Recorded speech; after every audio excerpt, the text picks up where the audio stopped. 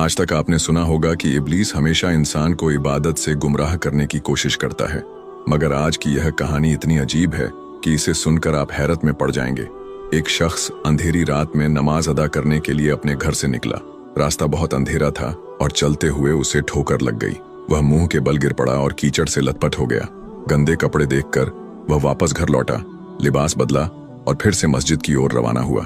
अभी कुछ ही कदम चला था कि उसे दोबारा ठोकर लगी और वह फिर गिर पड़ा, मगर उसकी हिम्मत कम न हुई।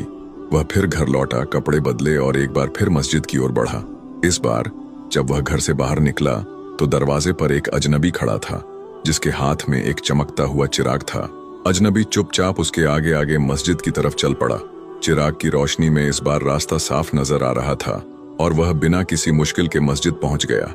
मस्जिद के दरवाजे पर वह अजनबी ठहर गया और नमाजी अंदर चला गया। नमाज अदा करने के बाद जब वह बाहर निकला तो देखा कि वह अजनबी अभी भी खड़ा था, मानो उसे घर छोड़ने आया हो। नमाजी को अजनबी पर शक हुआ और उसने उससे पूछा, आप कौन हैं? अजनबी ने जवाब दिया, मैं इब्लीस हूँ। यह सुनकर नमाजी हैरान रह गया और बोला, शैतान मुझे मस्जिद तक कैसे छोड़ने आया?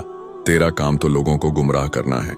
इब्लीस हंसते हुए बोला, जब पहली बार तू गिरा तो अल्लाह ने तेरे सारे गुनाह माफ कर दिए। जब दूसरी बार गिरा तो अल्लाह ने तेरे पूरे खानदान को बख्श दिया। मुझे डर था कि अगर तू तीसरी बार गिरा तो अल्लाह पूरे गांव को बख्श देगा, इसलिए मैं चिराग लेकर आया ताकि तू बिना गिरे मस्जिद पहुंच जाए। यह सुनकर नमाजी की आंखों में आंसू आ गए। उसने सजदे में गिरकर अल्लाह का शुक्र अदा किया कि उसकी मेहनत और नियत को अल्लाह ने कबूल कर लिया।